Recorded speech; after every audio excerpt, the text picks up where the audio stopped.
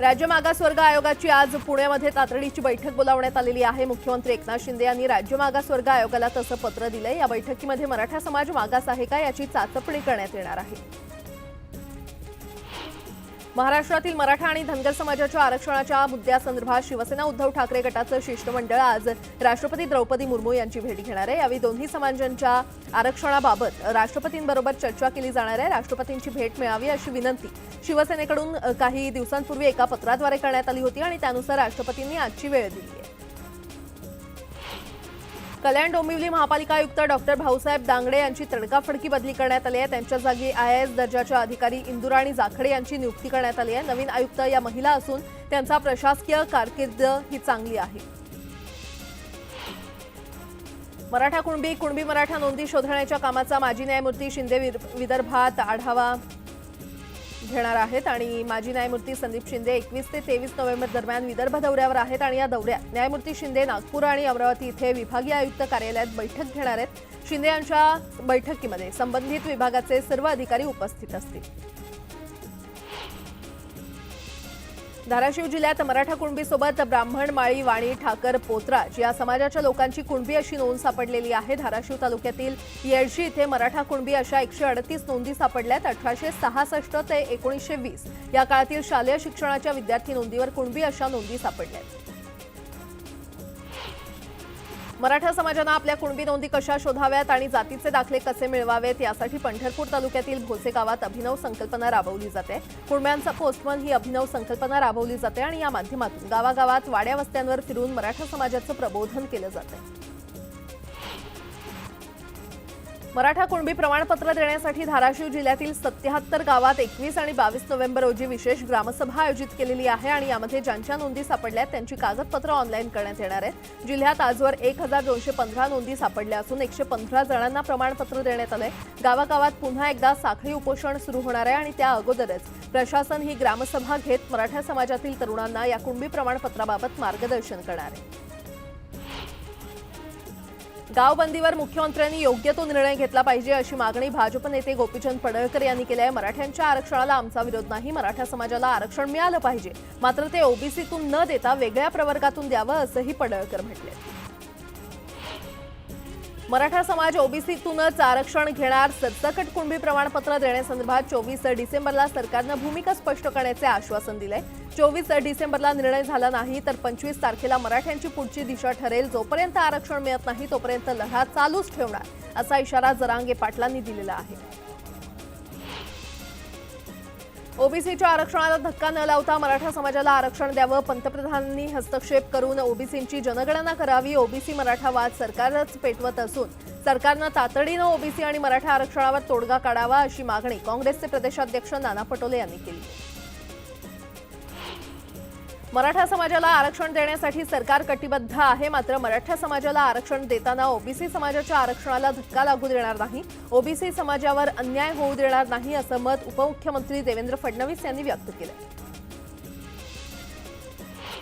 जालन्यामध्ये ओबीसींची सभा पार पडली आणि या सभेमध्ये भुजबळांनी मनोज जरांगेंचं नाव न घेता खरपूस समाचार घेतलाय। अनेक आयोगांनी मराठा समाजाला आरक्षण देता येणार नाही असं सांगितलं, त्यात आमचा दोष आहे का, यांना काहीच माहीत नसल्याचा टोला त्यांनी लगावलाय।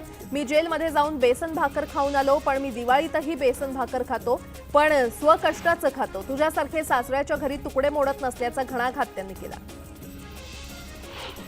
छगन भुजबळ यांनी केलेल्या टीकेला मनोज जरांगे यांनी प्रत्युत्तर दिलंय। मराठा समाजानं आता ठरवलंय आम्ही त्यांच्या टीकेला उत्तर देणार नाही, त्यांना तेच काम उरलेलं आहे। लोकांचं खाल्ल्यानं ते आतमध्ये जाऊन आले आहेत, कोण कुणाचं खातंय हे सर्वांना माहिती आहे, त्यामुळे त्यांनी यावर बोलू नये आणि तुम्ही टीका केली तर तुम्हाला उत्तर देण्यासाठी आम्ही कच्चे नाहीत। वयानं तुम्ही मोठे आहात, आम्हाला काढायला लावू नका, आम्ही देखील तुमचा बायोडेटा काढला आहे, धमक्या देऊ नयेत असं जरांगे पाटील म्हटले। छत्रपती संभाजीराजे यांनी छगन भुजबळांवर हल्लाबोल केलाय। नेहमी शिवाजी महाराज शाहू महाराजांचं नाव घेणारे भुजबळ दोन समाजामध्ये तेढ निर्माण करण्याचं काम करतायत। सरकारनं छगन भुजबळ यांच्या वक्तव्यावर आपली भूमिका स्पष्ट करावी आणि छगन भुजबळ यांची मंत्रिपदावरून हकालपट्टी करावी अशी मागणी संभाजीराजेंनी केली आहे। जालना अंबडमध्ये ओबीसी आरक्षण बचाव एल्गार सभा पार पडली। या सभेमध्ये सर्वपक्षीय ओबीसी नेते उपस्थित होते आणि या सभेमध्ये वडेट्टीवार, पडळकर, शेंडगेंनी ओबीसींच्या आरक्षणासाठी एल्गार पुकारला। मराठा समाजाची वाताहत कोणी केली, ओबीसींनी केली का? मराठा आरक्षणाचा नेमका शत्रू कोण आहे असं म्हणत पडळकरांनी अप्रत्यक्षपणे शरद पवारांवर निशाणा साधला। ओबीसी समाजाला धमकावाल तर आम्ही पदाला महत्त्व देणार नसून आमच्यासाठी समाज महत्त्वाचा असल्याचं विजय वडेट्टीवारांनी स्पष्ट केलंय। तसंच जातनिहाय जनगणना करून टाका असं आवाहन देखील त्यांनी सरकारला केलंय। जालन्याच्या अंबडमध्ये झालेल्या ओबीसी आरक्षण बचाव एल्गार सभेमध्ये ते बोलत होते। कुणबी प्रमाणपत्र सरसकट देऊ शकत नाही, मग मुख्यमंत्र्यांनी ते कसं कबूल केलं असा सवाल काँग्रेस प्रदेशाध्यक्ष नाना पटोलेंनी केलाय। सराटीतील लाठीचार्ज झाला नसता तर राज्यात आरक्षणावर रान पेटलं नसतं असंही पटोलेंनी स्पष्ट केलंय। जातीय सलोखा बिघडण्याचं आणि जातींमध्ये वाद लावण्याचं काम छगन भुजबळ करतायत। त्यांना मंत्रिपदावर राहण्याचा अधिकार नाही। मुख्यमंत्री आणि उपमुख्यमंत्री यांनी भुजबळांचा तात्काळ राजीनामा द्यावा अशी मागणी स्वराज पक्षाचे सरचिटणीस डॉक्टर धनंजय जाधव यांनी केली। सांगलीमध्ये जरांगे पाटील यांच्या सभेसाठी आलेल्या मराठा बांधवांनी शरद पवार आणि छगन भुजबळ यांच्या विरोधात घोषणाबाजी केली। जालन्यातील विधानानंतर मराठा समाज आक्रमक झाला असून मराठा समाजाला आरक्षण मिळाल्याशिवाय स्वस्थ बसणार नसल्याचा इशारा यावेळी मराठा बांधवांनी दिला। छत्रपती संभाजीनगरच्या रामपूर शिवारात सकल मराठा समाजाच्या वतीनं लावण्यात आलेले मनोज जरांगे पाटलांचे बॅनर अज्ञाताकडून फाडण्यात आलेत। त्यामुळे मराठा समाज आक्रमक झाला असून घटनास्थळी मोठ्या संख्येनं मराठा समाज बांधव दाखल झाले। दरम्यान शिलेगाव पोलिसांनी घटनास्थळी धाव घेत जमाव नियंत्रणात आणला। जालन्यातील अंबडमध्ये झालेल्या ओबीसी एल्गार परिषदेला हजर न राहण्याविषयी भाजप नेत्या पंकजा मुंडे यांनी स्पष्टीकरण दिलं। मेळाव्याला कुणी हजर राहावं हे पक्षानं ठरवलं, त्यामुळे आपल्याला पोस्टरवरून फोटो असूनही कार्यक्रमाला जाता न आल्याचं पंकजा मुंडे यांनी स्पष्ट केलं। राज्यातल्या ग्रामपंचायत इमारतीच्या कामांसाठी निधी वाढवण्यात आला असून बाळासाहेब ठाकरे स्मृती मातोश्री ग्रामपंचायत योजना सुरू करण्यात आल्याची माहिती मंत्री गिरीश महाजन यांनी दिली आहे। 2000पेक्षा कमी लोकसंख्या असणाऱ्या ग्रामपंचायतींसाठी 20 लाख रुपये तर 2000पेक्षा जास्त लोकसंख्या असलेल्या ग्रामपंचायतींसाठी 25 लाख रुपये निधी देण्यात येणार आहे। प्रसिद्ध अभिनेते देव आनंद यांच्या जन्मशताब्दी निमित्त त्यांच्या जीवनावर आधारित कॉफी टेबल पुस्तकाचं प्रकाशन सोहळा राज्यपाल रमेश बैस यांच्या उपस्थितीमध्ये पार पडला।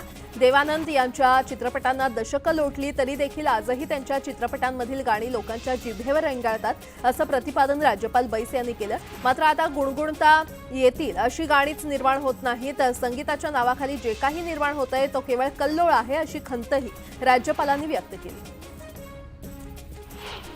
जळगाव जिल्ह्यातील अमळनेरमध्ये पाडळसरे धरणासह सिंचनाच्या प्रश्नांवर मंत्री अनिल पाटलांच्या उपस्थितीमध्ये बैठक पार पडली। अनेक वर्षांपासून रखडलेल्या पाडळसरे धरणाचं काम लवकरात लवकर पूर्ण केलं जाईल असं आश्वासन यावेळी मंत्री अनिल पाटील यांनी दिलं।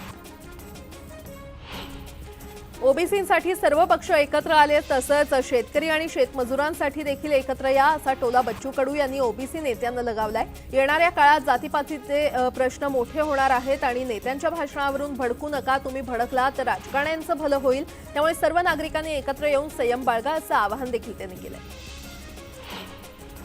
स्मृतीस्थळावर वंदन करण्यासाठी आलेले शिवसेनेचे 2 गट भेटले आणि या राड्यावरून आता आरोप प्रत्यारोप सुरू आहे। ज्यांनी शिवसेना प्रमुखांच्या विचारांना तिलांजली दिली त्यांना स्मृतीस्थळावर येण्याचा अधिकार नाही असं थेट प्रत्युत्तर खासदार संजय राऊतांनी दिलंय। तर कालचा राडा हा फक्त ट्रेलर होता असा गर्भित इशारा देखील त्यांनी दिला।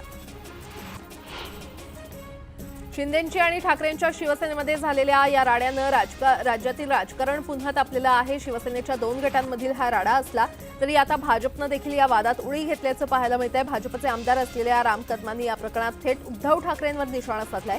मातोश्री बंगला हेच स्वर्गीय बाळासाहेबांचं जिवंत स्मारक आहे आणि त्यामुळे ते जनतेसाठी कधी खुलं करणार असा सवाल कदमांनी केलाय। शिवसेना नेते रामदास कदमांनी संजय राऊतांवर टीका केली आहे। संजय राऊत महाराष्ट्रातील शकुनी मामा असून त्यांचं बोलणं कुणीही गांभीर्यानं घेत नसल्याचं त्यांनी म्हटलंय। तर दुसरीकडे बाळासाहेबांच्या विचाराला उद्धव ठाकरेंनी तिलांजली दिल्यानं भाजपनं जरी मागणी केली असली तरी मातोश्री आता बाळासाहेबांचं स्मारक होऊ शकत नसल्याचं त्यांनी म्हटलंय। कोल्हापूरच्या बिद्री साखर कारखान्याच्या निवडणुकीसाठी सतेज पाटील आणि हसन मुश्रीफ एकत्र आलेले आहेत। खासदार धनंजय महाडिक यांच्या विरोधात पुन्हा एकदा सतेज पाटील आणि मुश्रीफ यांची आघाडी झाली आहे।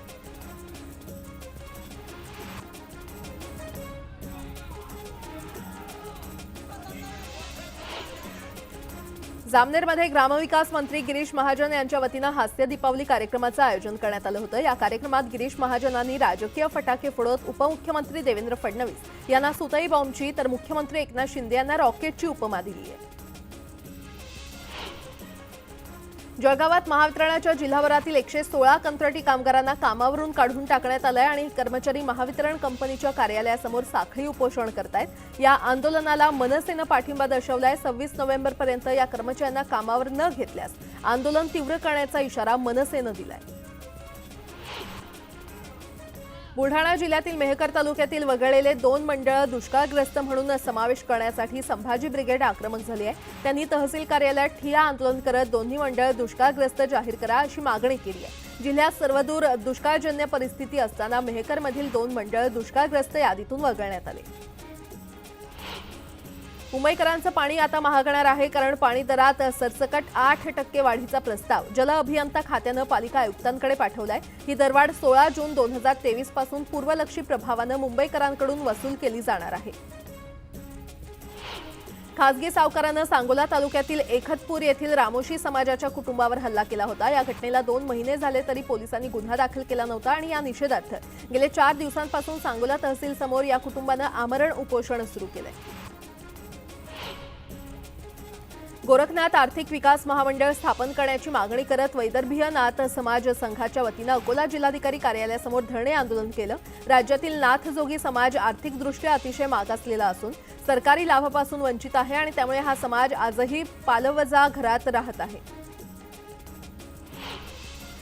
मध्य रेल्वेवरील रेल्वे रूळ ओव्हरहेड वायर सिग्नल यंत्रणेच्या देखभाल दुरुस्तीसाठी रविवारी मेगा ब्लॉक घेण्यात येणार आहे। सीएसएमटी विद्याविहार हार्बर मार्गावर हा ब्लॉक असेल, तर हार्बर मार्गावरील ब्लॉक कालावधीमध्ये कुर्ला ते पनवेल दरम्यान विशेष लोकल चालवण्यात येणार आहेत। तसंच हार्बर मार्गावरील प्रवाशांना सकाळी 10 ते संध्याकाळी 6 वाजेपर्यंत मध्य आणि पश्चिम रेल्वेवरून प्रवास करण्याची मुभा देण्यात आली आहे। महाराष्ट्र कुस्तीगीर परिषद यांच्या संयुक्त विद्यमानं धाराशिवमध्ये 65वी महाराष्ट्र केसरी कुस्ती स्पर्धा आयोजित करण्यात आली आहे। या स्पर्धेचं दिमागदार उद्घाटन तुळजाभवानी स्टेडियमवर संपन्न झालं। राज्यभरातील कुस्तीपटूंनी या स्पर्धेसाठी हजेरी लावली।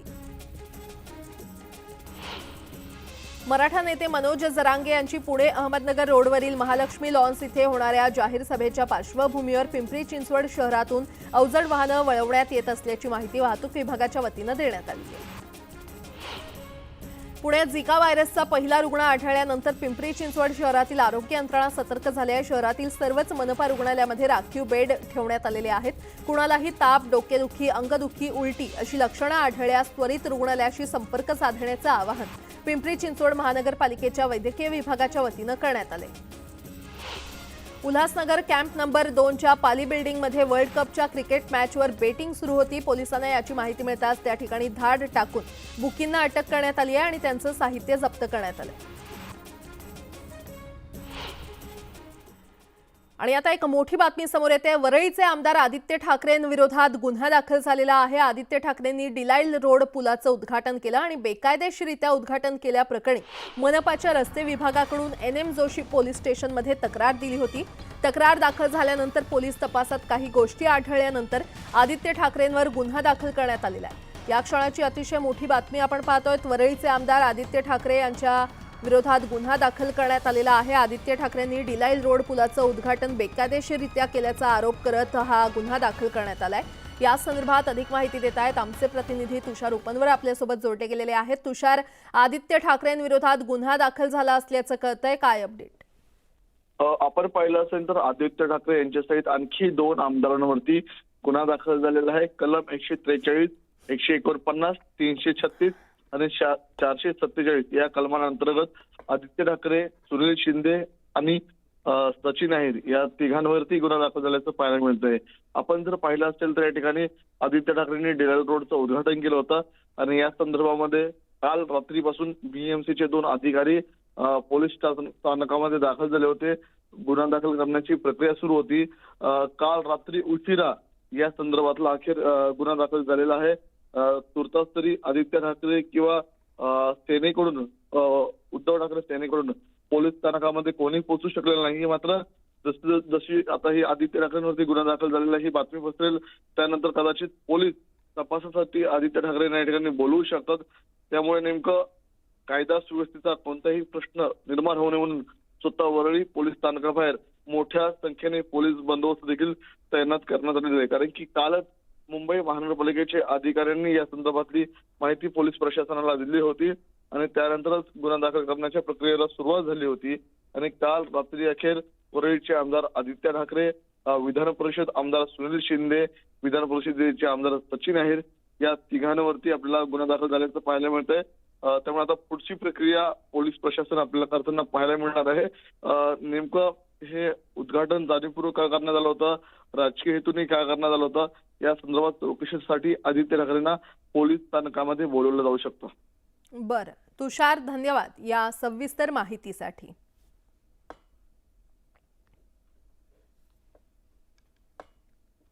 तर आपण पाहतोय वरळीचे आमदार आदित्य ठाकरेंविरोधात गुन्हा दाखल झालेला आहे आणि त्यांना आज चौकशीसाठी देखील बोलावलं जाऊ शकतं. आदित्य ठाकरेंनी डिलाईल रोड पुलाचं उद्घाटन केलं आणि बेकायदेशीरित्या उद्घाटन केल्याप्रकरणी हा गुन्हा दाखल करण्यात आलाय. आणि आता पुन्हा एकदा बातम्या पाहूयात वेगवान स्वरूपात.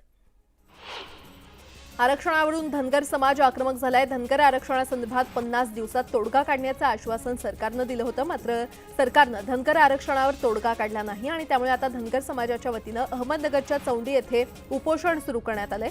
जोपर्यंत धनगर समाजाचा अनुसूचित जमातीमध्ये समावेश होत नाही तोपर्यंत उपोषण सुरूच ठेवण्याचा निर्धार यावेळी करण्यात आलाय. नांदेडमध्ये स्वाभिमानी शेतकरी संघटना आक्रमक झाली आहे. उसाला पहिली उचल 2700 रुपये देण्याच्या मागणीसाठी स्वाभिमानी शेतकरी संघटनेनं नांदेड जिल्ह्यातील 21 शुगर कारखाना बंद केला. कारखान्यासमोर ठिय्या आंदोलन करत शेतकऱ्यांनी गाळप बंद पाडलं. महावितरणाच्या कंत्राटी कर्मचाऱ्यांनी जळगावच्या महावितरण परिमंडळ कार्यालयासमोर साखळी उपोषण सुरू केलंय. कामावरून कमी केलेल्या कामगारांना पुन्हा सेवेत सामावून घ्यावं अशी मागणी यावेळी करण्यात आली आहे. आणि यासोबतच इतरही काही महत्त्वाच्या बातम्या आपण पाहणार आहोत. तुर्तास एक छोटासा ब्रेक. पाहत रहा न्यूज 18.